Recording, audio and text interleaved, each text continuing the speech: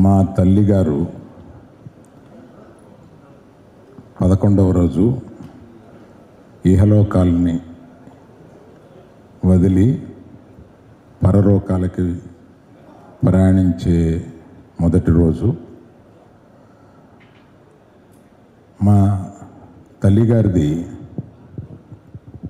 సుదీర్ఘమైన జీవితాన్ని మేము ఎందుకు ఆమె ఈ ప్రయాణాన్ని, ఈ చివరి దశని వీడ్కోలుగా, అంటే మీరందరూ బయట ఆ బోర్డు చూసుంటారు, సెలబ్రేటింగ్ హర్ లైఫ్ అని. దానికి ఒక వివరణ మీకు, ప్రేక్షకులకి కూడా, దీన్ని చూసేవారందరికీ కూడా ఇవ్వాలని అనిపించింది.